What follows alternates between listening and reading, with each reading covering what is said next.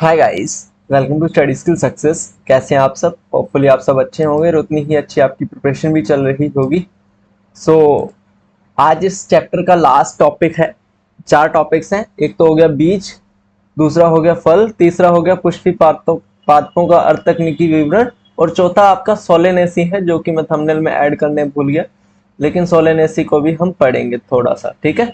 तो ये चार चैप्टर्स चार टॉपिक्स हैं जिनको कवर करके आज का ये जो चैप्टर है हमारा वो हम कवर कर लेंगे 3 पार्ट्स में। 2 पार्ट्स ऑलरेडी मैं आपको प्रोवाइड करवा चुका हूँ, ठीक है।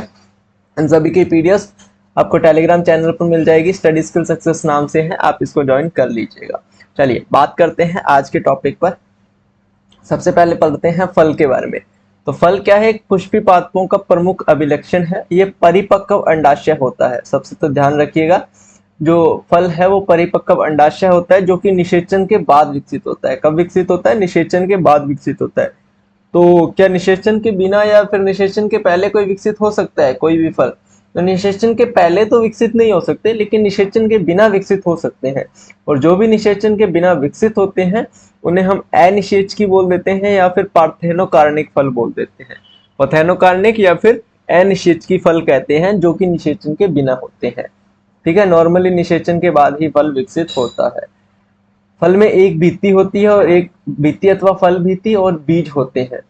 फल भित्ति शुष्क होती है और गुद्देदार होती है, जैसे कि आम में आपने देखी होगी।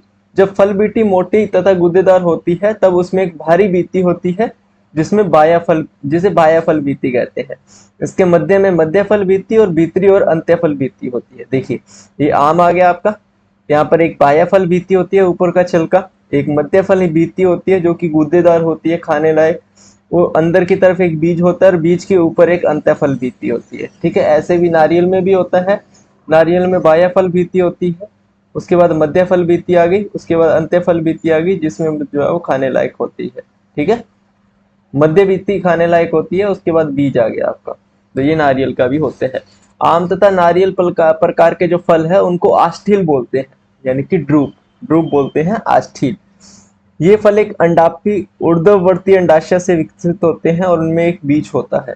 आम में फल भित्ति, बाह्य फल भित्ति, गुद्देदार एवं खाने योग्य मध्य फल भित्ति तथा नारियल कठोर पथरीली अंत्य फल भित्ति के सुस्पष्ट रूप से विभाजित होती है। नारियल में मध्य फल भित्ति में तंतुमयी, मध्य फल भित्ति जो होती है वो तंतुमयी होती है, ठीक है। मध्य फल भित्ति क्या होती है? तंतुमयी होती है। क्लियर? नेक्स्ट बीज के बारे में पढ़ते हैं। निषेचन के बाद बीजांड से बीज बन जाते हैं। निषेचन के बाद बनता है ये भी, और बीजांड से बनता है। बीजांड से क्या बनता है? बीज बन जाते हैं। बीजों में एक बीजावरण और भ्रूण होता है। भ्रूण में एक मूलांकर, एक भ्रूणीय अक्ष और एक अथवा दो बीज पत्तर होते हैं, ठीक है। सबसे पहले निषेचन के बाद बीजांड बनता है और बीजांड से बीज बनता है। बीज में क्या होता है? एक बीजावरण होता है और एक भ्रूण होता है। और भ्रूण में क्या होता है? एक मूलांकर होता है, भ्रूणीय अक्ष होता है, इसके अलावा एक अथवा दो बीज पत्तर होते हैं, ठीक है। अब द्विबीजपत्री जो बीज होता है, नॉर्मली जो आपके लिए सिलेबस के अकॉर्डिंग इंपॉर्टेंट भी है, उसके बारे में पढ़ते हैं। तो बीज की बाहरी परत को हम क्या बोलते हैं? बीजावरण बोलते हैं। ये आपका बीज है, इसकी जो बाहरी परत आ गई यहाँ पर, इसको हम क्या बोलेंगे? इसको हम बीजावरण बोलेंगे। बीजावरण की दो सतह होती है। जो बाहरी सतह होती है इसे तो हम बीज चोल बोल देते हैं, और अंदर की जो सतह होती है उसे हम टैगमेन बोलते हैं, ठीक है। बीज पर एक श्वेत चिन्ह होता है, यानी कि श्वेत प्रकार जो सफेद मार्क होता है, जिसके द्वारा बीज फल से जुड़ा रहता है। ये बात देखिए, ये एक मार्क है, और इसे हम क्या बोलते हैं? इसे हम बोलते हैं नाभिका। प्रत्येक बीज में नाभिका के ऊपर एक छिद्र होता है, जिसे हम बीजांड द्वार बोलते हैं। यहाँ पर एक छिद्र भी आपको पाया जाता है, जिसे हम क्या बोलते हैं? बीजांड द्वार बोलते हैं। क्लियर है? बीजावरण हटाने के बाद आप बीज पत्रों के बीच भ्रूण को देख सकते हैं। भ्रूण में एक भ्रूणीय अक्ष, दो गुद्देदार बीज पत्र होते हैं। एक तो भ्रूणीय अक्ष होता है, यहाँ पर देख सकते हैं ये वाला, और दो गुद्देदार बीज पत्र होते हैं।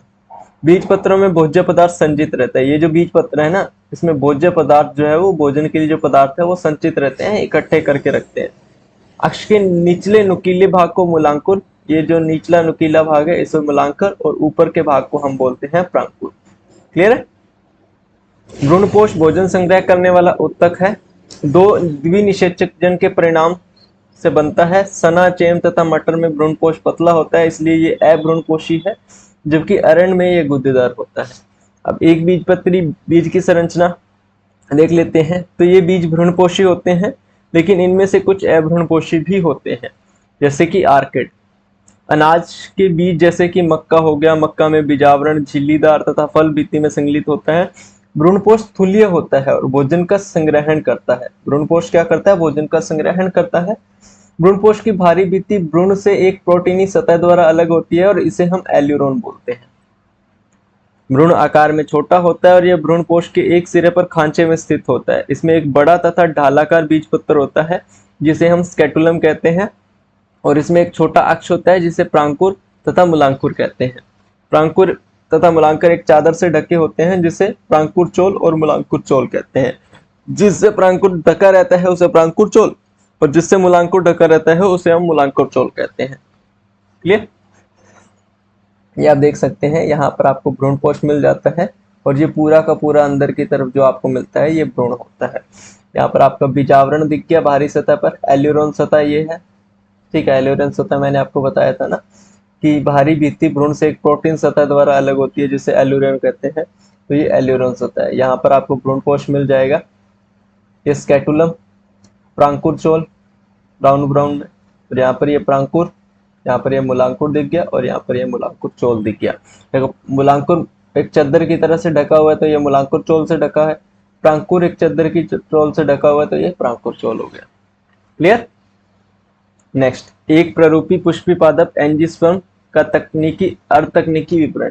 यार आप पढ़ लीजिएगा, मैं पीडीएफ आपको प्रोवाइड करवा दूंगा।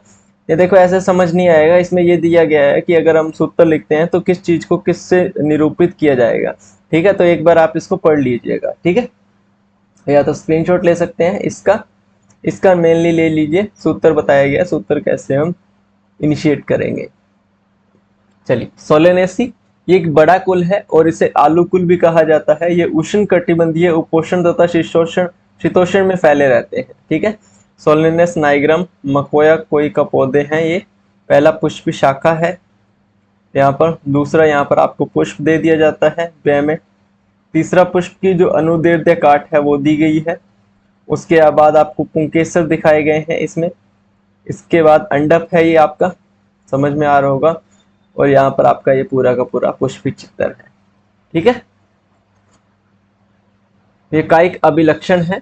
इसके पौधे क्या होते हैं? शाकीय होते हैं, झाड़ियां होते हैं, छोटे वृक्ष वाले होते हैं। तना कैसा होता है? पत्तियां कैसी होती है? पुष्पी अभिलक्षण आ गया यहाँ पर, पुष्पक्रम, फूल, कैलिक्स, कोरोला। ठीक है, ये जितने भी अपन आप पढ़ के आए हैं ना, उसका एक ब्रीफ इंफॉर्मेशन दी गई है, तो यहाँ से आप उसको भी थोड़ी नजर घुमा लीजिएगा, स्क्रीनशॉट ले लीजिए इसका। तो ये आज का टॉपिक था। इसी टॉपिक के साथ पुष्पी पादपों की अकारिका का जो टॉपिक था हमारा वो खत्म हो गया है। होपफुली वीडियो आपको अच्छी लगी होगी। अगर अच्छी लगी तो वीडियो को लाइक करके चैनल को सब्सक्राइब कर लीजिएगा। ऐसी ही वीडियोस आगे भी आपको देता रहूंगा, उसके लिए चैनल को सब्सक्राइब जरूर कर लीजिएगा। मिलते हैं नेक्स्ट वीडियो में, तब तक के लिए good luck and have a nice day.